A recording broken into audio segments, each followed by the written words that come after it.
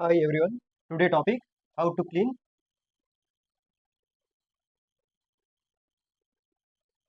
silver. Okay. ನಾನೀಗ ಒಂದು ಸಿಲ್ವರ್ನಿಂದ ಮಾಡಿದಂಥ ಆ, ನೂಲನ್ನು ತಗೊಳ್ತಾ ಇದ್ದೀನಿ. ಅಂತೆ ನಾವು ಇದನ್ನು ಹೊಟ್ಟೆ ಕಟ್ಟೋಕೆ ನೂಲು ದಾರವಾಗಿ ಯೂಸ್ ಮಾಡ್ತೀವಲ್ಲ, ಈ ಆ, ನೂಲನ್ನು ನಾನು ತಗೊಳ್ತಾ ಇದ್ದೀನಿ, ಬೆಳ್ಳಿ ನೂಲನ್ನು. ಇವಾಗ ಫಸ್ಟ್ ಏನು ಮಾಡಬೇಕಂತ ಹೇಳಿದರೆ, ಸ್ವಲ್ಪ ಪ್ಯೂರ್ ವಾಟರ್ ಅಂತ ಹೇಳಿದರೆ H2 ನಾರ್ಮಲ್ ವಾಟರ್ ಹತ್ರ ನಮ್ಮ ಕೊಳವೆ ಬಾವಿಯಲ್ಲಿ ಬರುತ್ತಲ್ಲ, ಆ ನೀರನ್ನು ಯೂಸ್ ಮಾಡಿಕೊಂಡು ನಾನು ಸಮ್ ಅಮೌಂಟ್ ಆಫ್ ವಾಟರನ್ನು ತಗೊಳ್ತಾ ಇದ್ದೀನಿ. Some amount of water. ಈ ವಾಟರ್ಗೆ ಒಂದ್ಸಲ ಜಸ್ಟ್ ನಾರ್ಮಲ್ ಆಗಿ ಡಿಪ್ ಮಾಡಿ ತೆಗೆದ್ಮೇಲೆ ನಿಮಗೆ ಇಷ್ಟವಾದ ಯಾವುದೇ ಒಂದು ಸೋಪನ್ನು ಯೂಸ್ ಮಾಡಿ. ನಿಮ್ಗೆ ಇಷ್ಟವಾದ ಯಾವುದಾದ್ರೂ ಸೋಪನ್ನು ಯೂಸ್ ಮಾಡಿ. ನಾನು ಮಾತ್ರ ಈ ಸೋಪನ್ನು ಯೂಸ್ ಮಾಡ್ತಾ ಇದ್ದೇನೆ. ಯಾವುದು ಕೂಡ ಸೋಪ್ ಯೂಸ್ ಮಾಡ್ಬೋದು. ಈ ಸೋಪ್ನಿಂದ ಸ್ವಲ್ಪ ಈ ಥರದ ಯಾವುದಾದ್ರೂ ಬ್ರಷನ್ನು ಯೂಸ್ ಮಾಡಬೇಡಿ ಮಾಡಿ ಯಾವುದಾದ್ರೂ ಯೂಸ್ ಮಾಡಬೇಡಿ. ನಾನೀಗ ಈ ಥರದ ಟೂತ್ ಬ್ರಷ್ನ ಯೂಸ್ ಮಾಡ್ತಾ ಇದ್ದೀನಿ. ಇದನ್ನು ಯೂಸ್ ಮಾಡಿ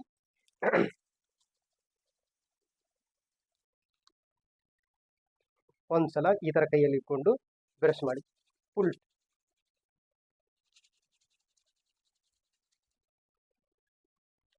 ಫಸ್ಟ್ ಸ್ಟೆಪ್ಪು ಈ ಥರ ವಾಟರನ್ನು ಡಿಪ್ ಮಾಡಿ, ಆಮೇಲೆ ನಾರ್ಮಲ್ ಸೋಪಲ್ಲಿ ನಾವು ಇದನ್ನು ಈ ಥರ ಬ್ರಷ್ ಮಾಡಬೇಕು.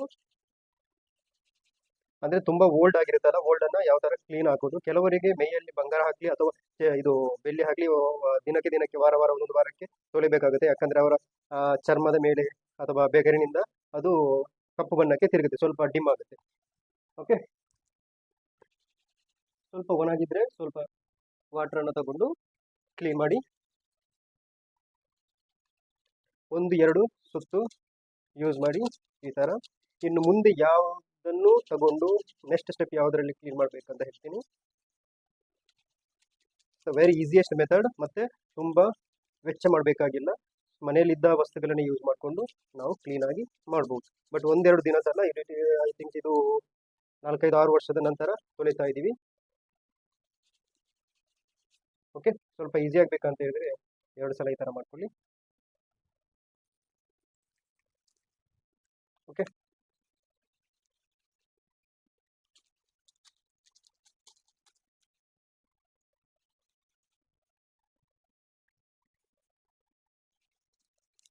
ಓಕೆ. ಇವಾಗ ಇಷ್ಟು ಸದ್ಯ ಸಾಕು. ಇಷ್ಟು ಮಾಡಿದ್ದೀನಿ, ಒನ್ ಟೈಮ್ ಕ್ಲೀನ್ ಮಾಡಿದ್ದೀನಿ.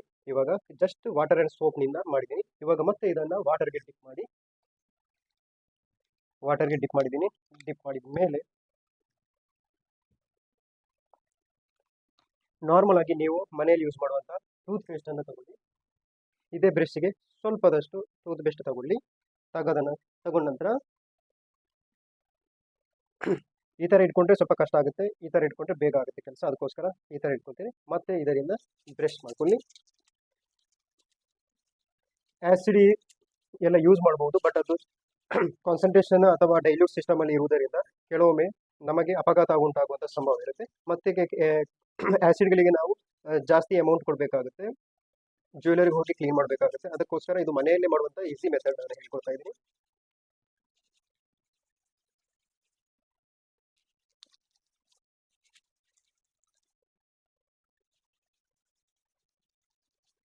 ಒಂದ್ಸಲನೇ ಸಾಕಾಗುತ್ತೆ ಟೂತ್ ಪೇಸ್ಟಿಂದ ಕ್ಲೀನ್ ಮಾಡಿದರೆ.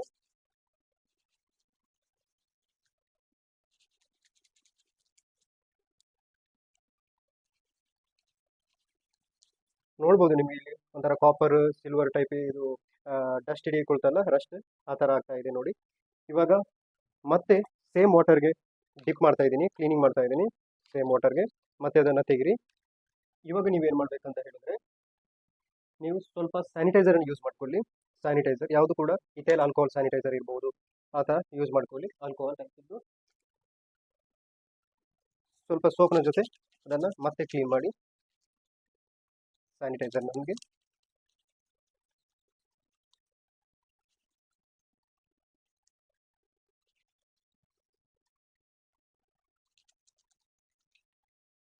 ನೀವು ಪಿತಾಂಬರಿ ಅಂತ ಕೇಳಿರ್ಬೋದು, ಪಿತಾಂಬರಿ ಜೊತೆಯನ್ನು ಕೂಡ ಯೂಸ್ ಮಾಡ್ಬೋದು. ಅವಾಗ ಏನಾಗುತ್ತೆ ಅಂತ ಹೇಳಿದರೆ, ಈ ತಾಮ್ರ ಅಥವಾ ಬೆಳ್ಳಿ ಜಾಸ್ತಿ ಕರಗಿ ಹೋಗುತ್ತೆ. ಅದಕ್ಕೋಸ್ಕರ ನೀವು ಅದನ್ನು ಜಾಸ್ತಿ ಯೂಸ್ ಮಾಡಬೇಡಿ. 1 ಗ್ರಾಮ್ ಹೋದ್ರೂ ಎಷ್ಟೆಷ್ಟು ದುಡ್ಡು ಅಮೌಂಟು ನಿಮ್ಮ ಲಾಸ್ ಆಗುತ್ತೆ ಅಂತ ನೀವು ಅರ್ಥ ಮಾಡ್ಕೊಳ್ಳಿ. ಮತ್ತೆ ಇದನ್ನು ಕೊನೆಯದಾಗಿ ವಾಟರಲ್ಲಿ ಡಿಪ್ ಮಾಡಿ ಆಮೇಲೆ ಯಾವುದಾದ್ರೂ ಒಂದು ಕರ್ಚಿಪ್ ಅಥವಾ ಈ ಥರದ್ದು ಏನಾದ್ರು ಸಿಕ್ಕರೆ ಇದರ ಕ್ಲೀನ್ ಮಾಡಿರಿ.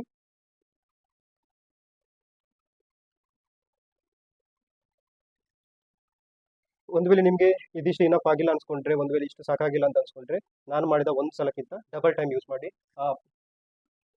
ಸೋಪಲ್ಲಿ 2 ಟೈಮ್ ಕ್ಲೀನ್ ಮಾಡಿ, ಆಮೇಲೆ ಟೂತ್ ಪೇಸ್ಟ್ ಯೂಸ್ ಮಾಡಿಕೊಂಡು 2 ಟೈಮ್ ಮಾಡ್ಕೊಳ್ಳಿ, ಆಮೇಲೆ ಸ್ಯಾನಿಟೈಸರಿಂದ 2 ಸಲ ಯೂಸ್ ಮಾಡಿ, ಆಮೇಲೆ ವಾಶ್ ಮಾಡಿದರೆ ಮತ್ತೆ ಇದಕ್ಕಿಂತ ಕೂಡ ಮತ್ತೆ ಜಾಸ್ತಿ ಪಳ ಪಳ ಪಳ ಅಂತ ಹೊಳೆಯುತ್ತಿರುತ್ತೆ. ಇದು ಸಿಲ್ವರ್ ಅನ್ನು ನಾರ್ಮಲ್ ಆಗಿ ಮನೆಯಲ್ಲಿ ಏನು ದುಡ್ಡು ವೆಚ್ಚ ಇಲ್ಲದೆ ಕ್ಲೀನ್ ಮಾಡುವಂತ just and simple method. Thank you.